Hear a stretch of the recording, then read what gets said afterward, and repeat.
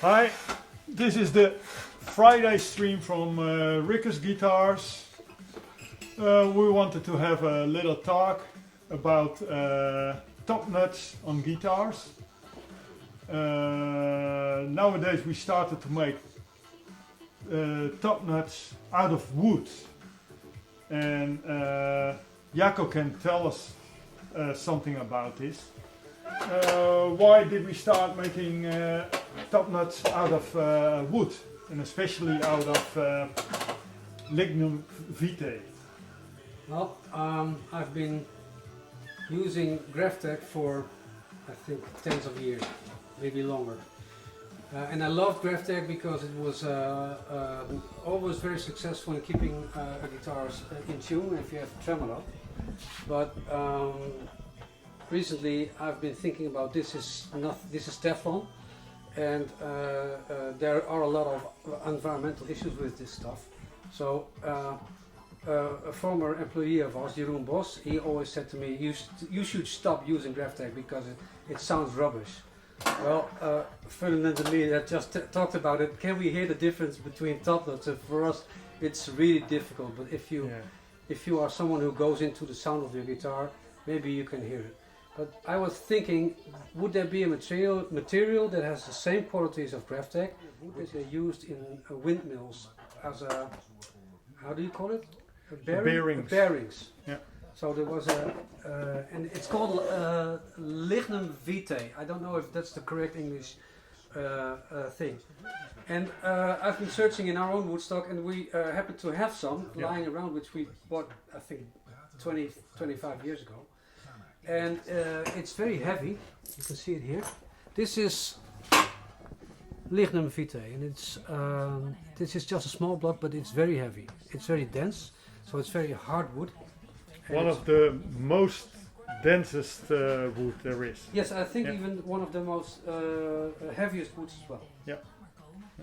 But the good thing about this, it was used as hold on, let me turn down the radio here.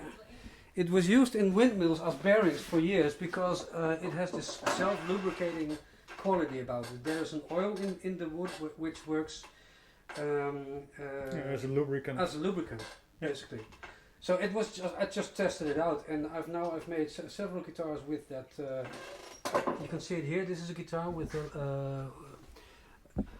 For me, it's easier to talk about pokwood because in Dutch it's called pokhout, and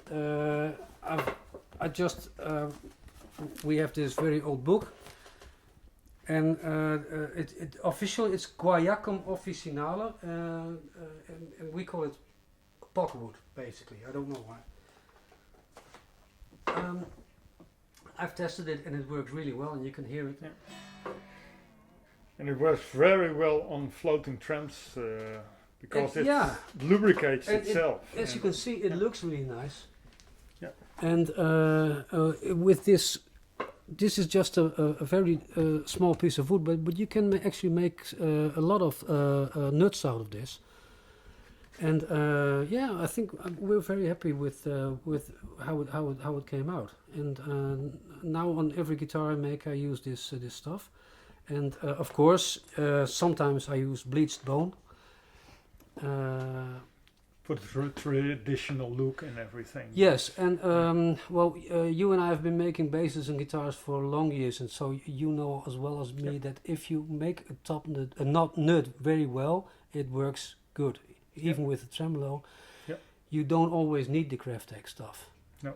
So if you need a new nut, bleached bone is still very good. My friend Juha in Finland, he has his own special. He doesn't use bone, but he uses moose bone. Yeah, moose bone. And the story goes that they get it out of the woods from hunters, and they boil it themselves, and it takes a whole day. It stinks terrible. It stinks, yeah, but that has the same thing. It has a lubricating quality in it. Yeah. But now you have to tell me something. I'll take over the camera. Yeah. Because here is some brass, and a lot of our bass guitars are fitted with a brass nut. I think you choose it every time, Yeah. again and again.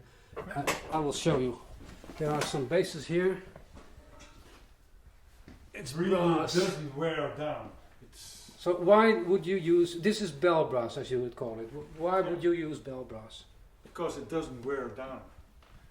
And And what's Bone the, what and what is the plastic good and quality graphic about not wears wearing down. down? Why does it matter? no, you make it and you don't have to put a new one on it for I think 50 years or maybe more. Okay.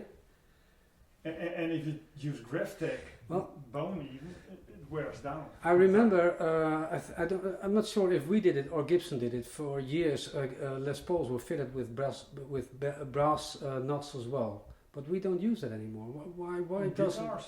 Yeah. Yeah. On basses, I like the sound of it, but I don't like it that much on guitars. I don't either, but I don't know why. No, it's That's the stupid maybe thing a about feeling. this.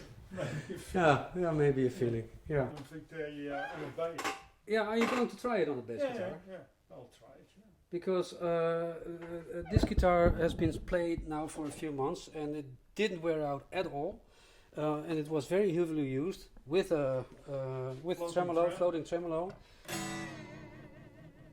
It yeah, I'm really enthusiastic about it.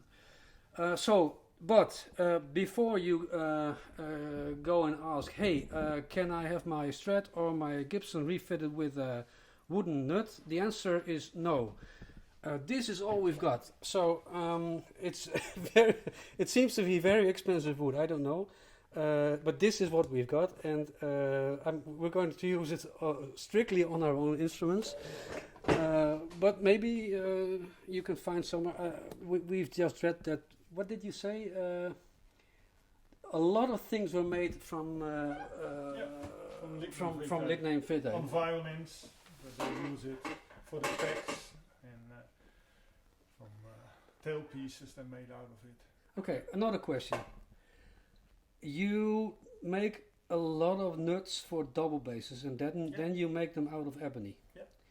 Why don't we use ebony as a nut for a guitar, a bass guitar, whatever? It wears down. Why doesn't it wear down on a double bass or a violin, and it wears down on a bass guitar? It aren't round wound strings on it. There are flat wound strings, and then it doesn't wear down. So basically, what you're saying is that the string is a saw. Yeah, file. It's a file. It files down your nut. Yeah. If you have a round wound string. Yeah. Okay. Well, that was, by the way, that was one of the things I didn't like about the Graphtec nuts. It wore down quite fast, and so I always took that into account when I was filing a nut. Talking about nuts, Ferdinand, do you always use the same height on your nuts? No. For instance, if you do a setup or maintenance job for someone on a bass guitar, how does it work? Depends on how someone is playing. If he plays very loud and with a plectrum, you need to make the top nut a little bit higher. So because on the internet you can see all the people, and we do the same. You just put your finger here and then you do this, and then there needs to be little room. But how much room that is? Can you measure it? No. Why not? You could measure it, of course. You can measure, but it's useless because on every guitar or bass it's different, and for every player it's different. So every player plays on a different way, and if you hit a string harder, you need a little bit more space. Yeah. Otherwise it will get buzzing. If you hit the string very, very fine without very carefully, you can almost don't have a gap between this and this fret. Yeah, But I'll show you. yeah, And when I do a setup on a guitar, I do two things.